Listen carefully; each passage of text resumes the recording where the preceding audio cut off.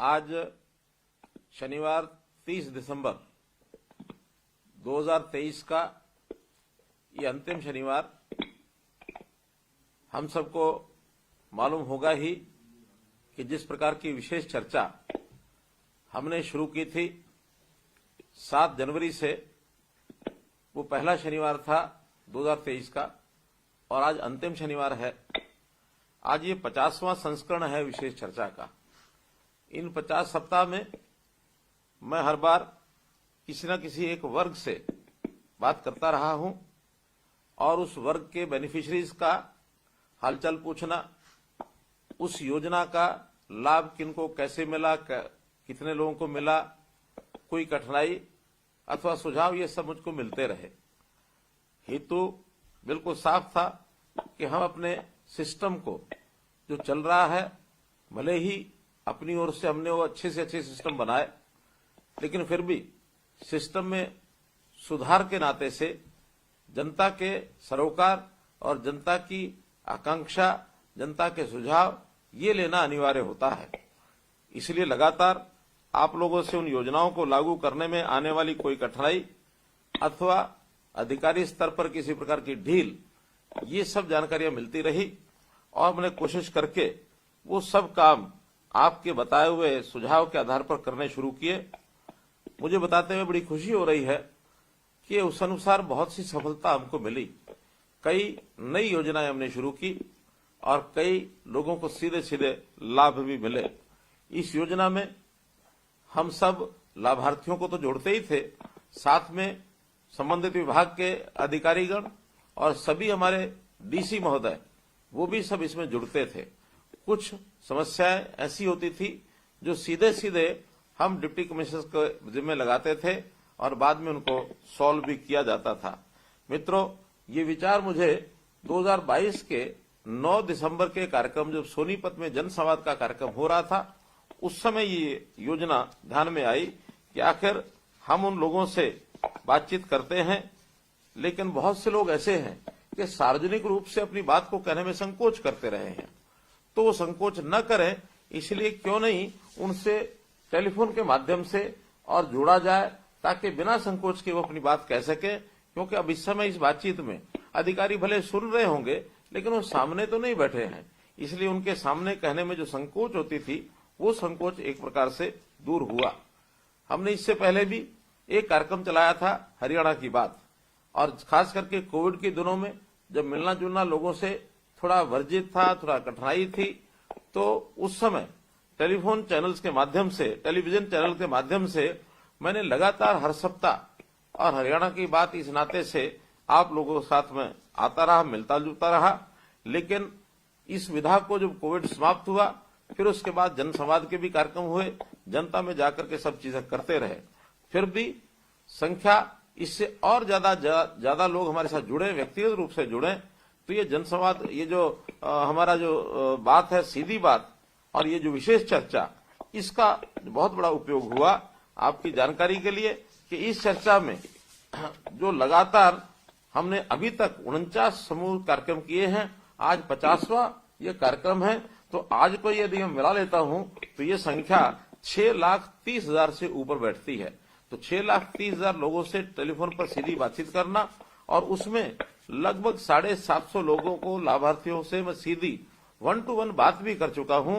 उनके कई प्रश्न और कई समस्याएं जो सामने आई हैं, सब लोगों ने कुल मिलाकर 650 समस्याएं रखी, जिसमें यानी सुझाव रखे और समस्याएं रखी। 330 तो उसमें से समस्याएं थी, और उन समस्याओं के निदान के लिए हमने सभी आगे विभागों को जो बताया गया है, तो 188 समस्याएं हैं जो इस समय तक सुलझ चुकी हैं।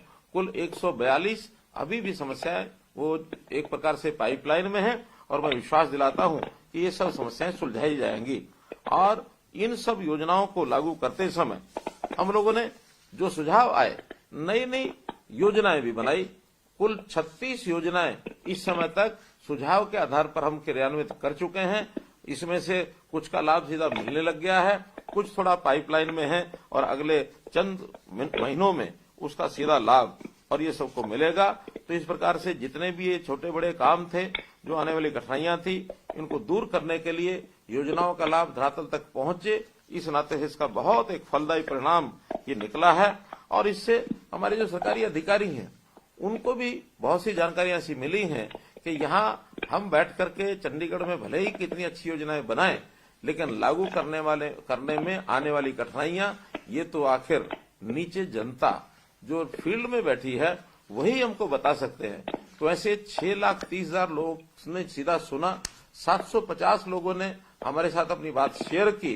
तो इन बातों को लेकर के हमारी अधिकारियों को भी बहुत बड़ा लाभ हुआ इसका भी, और एक प्रकार से सारे सिस्टम को ठीक करने के अंदर जो मॉनिटरिंग करनी थी उस मॉनिटरिंग को करके हम उसका फॉलोअप भी लेते हैं, उस फॉलोअप में जो है लाभ मिला है। अगर मैं उन 36 योजनाओं की बात करता हूं, जो योजनाएं आप लोगों के यानी सुझाव के माध्यम से हमने लागू की हैं, बहुत सी उसमें लागू जो हो गई हैं। मुझे ध्यान है कि मई महीने में एक बच्चे ने एक छात्रवृत्ति की बात की और उसने कहा कि 9वीं से लेकर 10वीं तक मिलने वाली 7,000 रुपए की राशि, 11वीं से 12वीं तक मिलने वाली 7,750 रुपए राशि और उच्च शिक्षा के लिए 8,500 रुपए की राशि, ये 3 श्रेणियों में मिलती है। लेकिन इसके अंदर श्रम कल्याण बोर्ड द्वारा जो राशि दी जाती है वो कुछ ज्यादा है। और तब ध्यान में आया कि उसका अंतर कहीं 3,000, कहीं 2,500, कहीं 2,000। तो हमने एक साथ उसी दिन और सब योजनाओं को मिला करके ये राशि बढ़ा करके सबके लिए और 2,500 रुपया कर दी। ऐसे ही पंजीकृत श्रमिक के जो शारीरिक और मानसिक रूप से अक्षम और दिव्यांग बच्चे, उनको जो राशि मिलती थी वो 2,500 रुपये मिलती थी और उसको भी बढ़ाने की जब बात आई तो केवल इस सुझाव को सुनकर के हमने उसको भी 3,000 रुपये मासिक कर दी। 2 गांव, रेवाड़ी जिले का निमोट गांव, पलवल जिले का औरंगाबाद गांव, उसके आर्य समाज मंदिर, वहां से मांग आई कि पुस्तकालय शुरू किया जाए। हमने उसी समय निर्देश दिए कि यहाँ पुस्तकालयों की आवश्यकता है तो यहाँ पुस्तकालय शुरू किए जाए।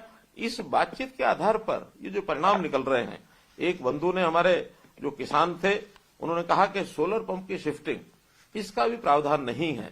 हमने तुरंत, क्योंकि ये काम भारत सरकार का है, तो भारत सरकार को डीओ लिखा और उस डीओ में national institute of solar energy, उनको ये काम दिया जा चुका है और मुझे लगता है कि बहुत जल्दी इसकी परमिशन हमको ये मिल जाएगी।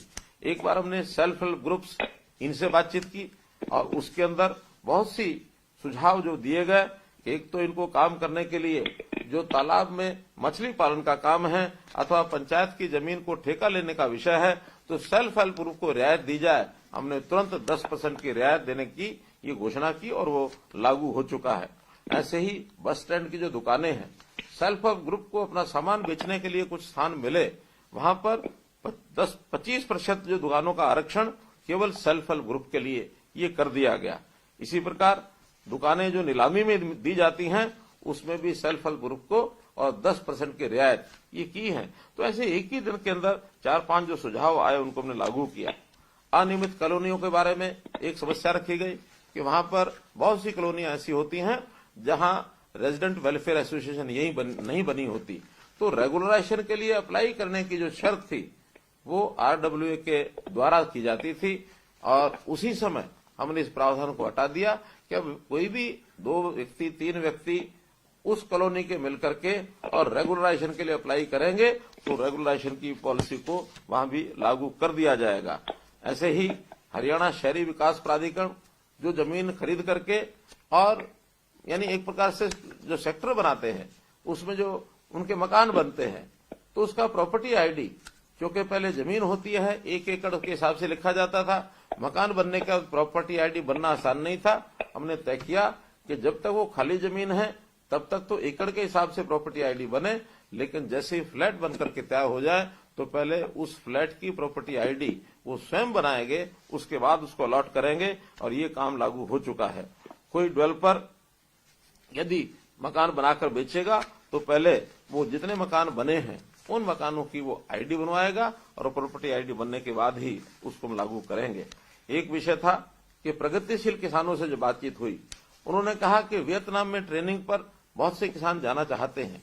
तुरंत हमने विभाग को निर्देश दिए कि उनको कोई ना कोई सब्सिडी दी जाए और प्रगतिशील किसानों के लिए और प्रगति यानी किसान कल्याण विभाग इसकी योजना बना रहा है। बहुत जल्दी इसको भी इसकी घोषणा कर दी जाएगी। ऐसे ही फसलों में जब बाढ़ आने के बाद खेती में नुकसान हुआ उसका मुआवजे के साथ साथ जो दोबारा बिजाई करते हैं उनको भी कुछ राशि मिलनी चाहिए। जब ये बाढ़ आई थी तो उस समय एक बहुत बड़े क्षेत्र के अंदर लगभग 50,000 एकड़ जमीन ऐसी थी जहां लोगों ने दोबारा बिजाई की। उस सुझाव के आधार पर ही दोबारा बिजाई का भी हमने 7,000 रुपया एकड़ तुरंत उसकी योजना बना करके और ये राशि जो है 34 करोड़ रुपया मुआवजे की राशि दी जा चुकी है। तो मित्रों, योजनाएं बहुत हमको जो मिलते रहे सुझाव उसको हम करते रहे हैं। एक बार डिपो धारकों से मैंने बात की, डिपो धारकों ने कहा हमारी कमीशन कम है। उसी क्षण उसी कार्यक्रम के अंतर्गत हमने घोषणा की कि अभी जो 150 रुपया यानी प्रति क्विंटल जो डिपो धारकों को कमीशन मिलता है उसको बढ़ा करके 200 रुपया प्रति क्विंटल किया गया है। तो ऐसे ही डिपो धारकों को केंद्र सरकार से जो कमीशन आती है वो देरी से आती है।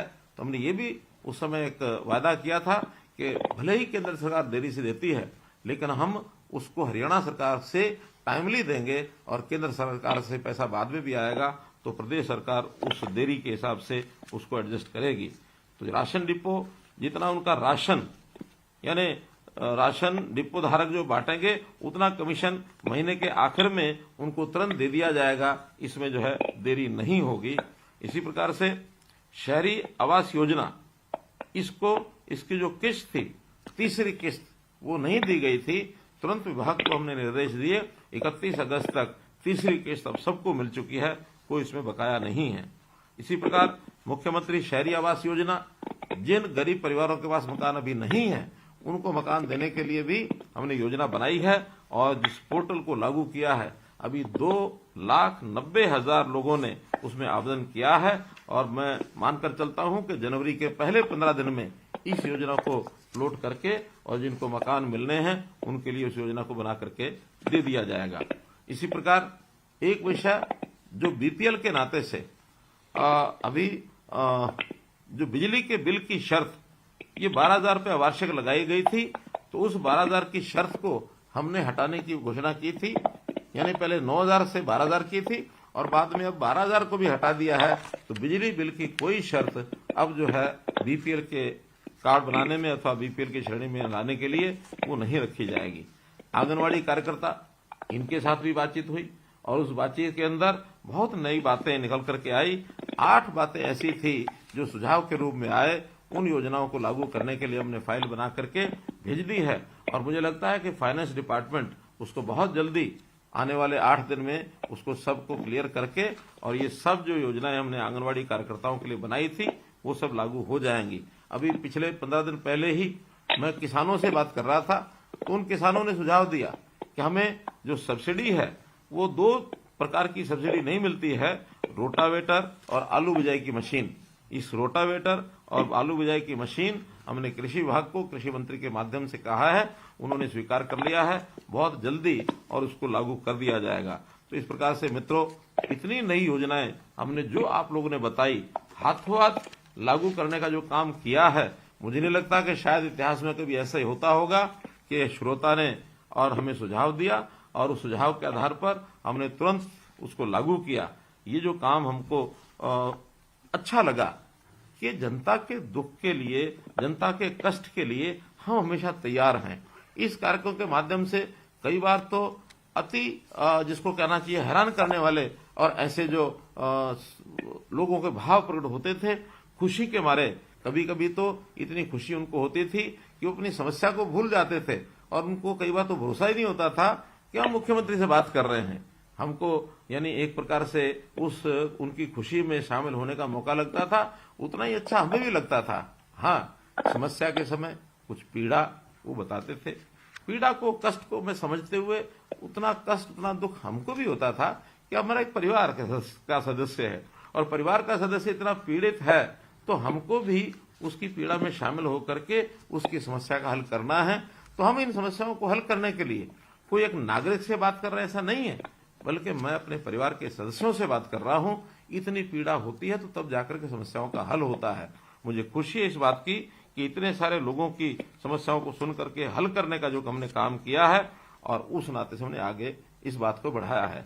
आज ये 50वां कार्यक्रम, मैंने योजना से कहा कि आज किसी लाभार्थी से बात नहीं करेंगे, बल्कि जितने लोग पहले जुड़े थे उन्हीं लोगों में से जो आज जुड़ सकें, एक बार फिर दोबारा से उन्हीं लोगों को जोड़ा जाए, तो उन 6.5 लाख या 6,30,000, अभी 6,17,000 लोग पिछले उस के जो हमारा कार्यक्रम था उस तक थे, तो उन 6,17,000 में से आज हमने तय किया कि हर गांव से कोई ना कोई व्यक्ति जुड़ना चाहिए, हर मोहल्ले से कोई जुड़ना चाहिए। आज गली मोहल्ले गांव के इस समय मेरे पास 19,411 का आंकड़ा है कि जो जुड़ चुके हैं। मुझे नहीं लगता होगा आज कोई गांव बचा होगा जिसमें से 1 या 2 लोग हमारे साथ नहीं जुड़े हुए, क्योंकि कुल गांव कुल पंचायतें तो 6,500 के आसपास ही हैं। ऐसे ही मोहल्ले और सारे वार्ड अगर मिलाएं वो भी 2,000-2,500 के आसपास ही बनते हैं। तो 9,000 जगह से 19,400 लोग जुड़े हैं। तो निश्चित रूप से हर गांव से ऑन एवरेज 3 लोग जुड़े हैं, 2 लोग जुड़े हैं, तो 2-3 लोग हर जगह से जुड़े हुए, इन सब का मैं अभिनंदन करता हूं। और मुझे खुशी है कि पूरा हरियाणा जब मेरी बात को सुनता है तो उनमें से एक विश्वास जागता है कि हाँ, इस सारे माध्यम से हमारे जो है समस्याएं जो है उसका हल मिलेगा। और कई जगह तो नए नए जो बातें, नए नए विषय सुन करके हमको भी बड़ी हैरानी होती है। मुझे ध्यान है चरखी दादरी का गांव इमलोटा का किसान वो कहता है कि धान की खेती हम लोगों ने आपकी बात सुन करके छोड़ दी है और धान की बजाय अब दूसरी फसलें वो उगाते हैं।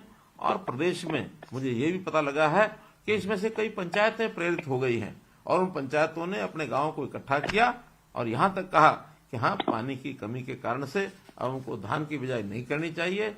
और कुछ गांव तो ऐसे हैं जिन्होंने धान बिजाई करने वाले किसानों पर जुर्माने का भी प्रावधान किया कि अगर कोई धान की बिजाई करेगा तो हम उसके ऊपर जुर्माना भी लगाएंगे। तो एक बहुत बड़ी पहल इस प्रकार से हुई है। कुछ लोगों ने जो शिकायतें की कि किसी का राशन कार्ड नहीं बना है, किसी का आयुष्मान कार्ड नहीं बना है, गांव पिछोपा के दिलीप सिंह, उन्होंने जब ये कहा कि मेरी जो आय है वो कम है और मेरा राशन कार्ड और आयुष्मान कार्ड नहीं बना है, जैसे ही डिप्टी कमिश्नर को बताया तो मुझे बताया गया है कि उसके दोनों कार्ड बन करके उनको मिल गए हैं। ये तो उदाहरण मैं दे रहा हूं। तो ऐसे बहुत से जो विषय हैं सुन करके और उसमें ये विषय आए हैं। हैरानी की बात है, पिछले सप्ताह एक नौजवान मुझे कहते हैं कि मेरी सरकारी नौकरी और वो नहीं लगी है, मेरी सरकारी नौकरी नहीं लगी तो मैं HKRN में काम कर रहा हूं, तो किसी तरीके से मेरी सरकारी नौकरी लग जाए। संयोग से वो गांव मेरा देखा हुआ गांव। मैंने जब पूछा कि आप कौन से परिवार से हैं, तो हैरानी की बात यह है कि वो ऐसे शख्स का भतीजा कि जिस शख्स के जिम्मे हरियाणा प्रदेश के नौजवानों को नौकरी देने का काम है। ये ठीक है, वो अपनी मर्जी से नौकरी नहीं दे सकते। और वो कौन है? स्टाफ सिलेक्शन कमीशन के चेयरमैन श्री भोपाल सिंह जी। यानी जो स्टाफ सिलेक्शन कमीशन का चेयरमैन भोपाल सिंह, उसका भतीजा भी वो नौकरी नहीं दे सकते। तो इसमें से आपको विश्वास होगा कि नौकरी यहाँ पर्ची और खर्ची से नहीं मिलती है। अब नौकरी हमारे किसी के सिफारिश करने से, कहने से नहीं मिलती है। नौकरी मिलेगी योग्यता से। तो योग्यता के आधार पर नौकरी मिलेगी। तो खदरी सुभाष अपने भोपाल सिंह जी के जो भतीजे हैं, उनको भी जब ये बताया, उनको हरपाल सिंह को ये अच्छा लगा कि हाँ, मैं अपनी योग्यता के आधार पर ही आगे नौकरी लगूं, ये उनकी इच्छा बनी है। तो इस प्रकार बहुत सी शिकायतें। एक व्यक्ति ने कहा कि मेरी जमीन का जो है इंतकाल नहीं हो रहा। वो इंतकाल 10 दिसंबर की चर्चा के दिन बहादुरगढ़ के गौरव, जब उनको बताया गया, डिप्टी कमिश्नर को हमने कहा, तो अब उनकी जमीन का इंतकाल ये हो चुका है। आंगनवाड़ी की जो हमारी बहनें थी, उन्होंने कहा हमारे जो मकान का किराया वो गांव में 200 रुपये में कहीं मकान मिलता नहीं है। उसी दिन हमने नोटिफिकेशन जारी कराया कि गांव के अंदर कम से कम 1,000 रुपया, शहर के अंदर किसी मोहल्ले में 2,000 रुपया ये जरूर मिलेगा। तो वो हमारा किराए की जो स्कीम है वो जारी हो चुकी है। और साथ ही हमने सुशासन दिवस पर अभी 25 दिसंबर तक को हमारी आंगनवाड़ी बहनों को 28,500 मोबाइल फोन ये भी दे दिए हैं ताकि हमारी बहनें अच्छे से काम कर सकें। एक व्यक्ति ने हमको सुझाव दिया कि हमारे यहाँ बुजुर्गों के लिए तीर्थ यात्रा की योजना हो। मैं आपको यही बताना चाहता हूं कि हमने अभी मुख्यमंत्री तीर्थ दर्शन यात्रा योजना ये 5 दिसंबर को लागू की थी और उस पोर्टल के ऊपर अभी हजारों लोगों की इच्छा जिन्होंने बताई है कि हम तीर्थ यात्रा पर जाना चाहते हैं। जनवरी महीने के अंदर 22 जनवरी को श्री राम जन्मभूमि पर जब मंदिर का उद्घाटन हो जाएगा, पहली यात्रा हमारी अयोध्या के लिए ये हम भेजेंगे। और जिन लोगों ने अप्लाई किया है उनको शुरू होगा। फिर हर समय समय पर हर प्रकार के हर शहर के लोगों को और उसमें भेजा जाएगा। तो मित्रों, अभी तक जितनी भी हमने शिकायतें मिली हैं उन शिकायतों का समाधान तो हम कर ही रहे हैं। साथ ही एक विषय जो अपने को जानकारी है कि जनसंवाद के कार्यक्रम के बाद हमने जो विकसित भारत संकल्प यात्रा, ये जो देश प्रदेश भर में शुरू हुई है, देश भर में ही वैसे तो शुरू हुई है, इसके माध्यम से भी शिकायतें मिल रही हैं। जनसंवाद और विकसित भारत संकल्प यात्रा, इसमें जो भी शिकायतें मिली हैं वो हम जनसंवाद पोर्टल उस पर डालते हैं और जनसंवाद पोर्टल पर अभी तक 52,500 शिकायतें ये दर्ज हो चुकी हैं, जिसके अंदर लगभग 4,154 इनका निपटारा भी हो चुका है। इन शिकायतों का निर्माण कार्य भी वो साथ साथ शुरू हो गए हैं। जो सिविल के काम हैं, इंजीनियरिंग के काम हैं, लगभग 20,000 काम इन पर कार्य शुरू हो गया है। बाकी सभी बहुत जल्दी शुरू हो जाएंगे। तो हमारे यहाँ आया हुआ मिला हुआ एक एक कागज, चाहे वो शिकायत के रूप में है, चाहे डिमांड के मांग के रूप में है, चाहे समस्या के रूप में है, उसका समाधान किया जाता है और उसका हिसाब रखा जाता है। सभी प्रशासनिक सचिव मिल करके अपने अपने विभाग के अंदर ये सब काम करते हैं। जनसंवाद के कार्यक्रम, उसके बाद विशेष चर्चा के कार्यक्रम, और अब अगला वर्ष 2024, जिस 2024 की पूर्व संध्या पर ही मैं आप सब लोगों को बहुत बहुत शुभकामनाएं और बधाई भी देता हूं। नया वर्ष खुशियों भरा आए और इस नए वर्ष में ये जो संपर्क करने का काम है, हम निश्चित रूप से अगले सप्ताह एक नए स्वरूप में आपके सामने आएंगे, आपसे व्यक्तिगत बात भी करेंगे। आपके जिलों में जाकर के जनसंवाद के कार्यक्रम भी 25 जनवरी के बाद फिर से शुरू करेंगे। और जो ये 52,000 काम आपने हमको भेजे हैं या अथवा आप चल रहे हैं, अगले इस महीने के अंदर और भी जनसंवाद अथवा जो संकल्प यात्रा के माध्यम से हमको कागज मिल रहे हैं, जितने भी हैं उनको हर महीने जो जो काम होंगे हर जिले के, वहां जाकर के और मैं स्वयं बताऊंगा कि कितने कितने काम आपके किस प्रकार के आए, कितने कितने काम इसमें हो गए। तो ऐसा जनसंवाद का भी कार्यक्रम, व्यक्तिगत बातचीत का भी कार्यक्रम, टेलीफोन का भी कार्यक्रम और सीधा टेलीविजन के माध्यम से प्रसारण का कार्यक्रम, ये सब कार्यक्रम अगले महीने एक नई योजना आपको हम देंगे और निश्चित रूप से इस संबंध को हम नए क्लेवर और नए फ्लेवर के साथ जारी करेंगे। इस प्रकार से आपके हमारे जो संबंध बढ़ाने में जितने भी साधन हैं उनका भी उपयोग करेंगे। जितने भी लोगों ने, जितनी टेक्निक और जितने सारी व्यवस्थाओं में ये लोग हमारी सहायता करते हैं, सहयोग करते हैं, चाहे वो अधिकारीगण हैं, चाहे हमारे अपने सीएम स्टाफ के लोग हैं, अथवा जनता में जो प्रशासनिक या शासनिक सब अधिकारी हैं, उसमें हमारे विधायक हैं, हमारे सांसद हैं, हमारे मंत्रीगण हैं, हमारे पार्टी के भी जो पदाधिकारी हैं, इन सब का भी मैं इस अवसर पर बहुत बहुत आभारी हूं, बहुत बहुत धन्यवाद करता हूं।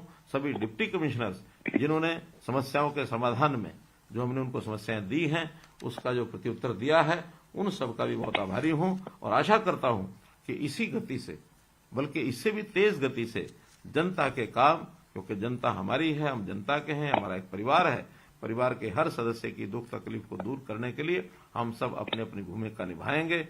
बहुत बहुत धन्यवाद, बहुत बहुत आभार।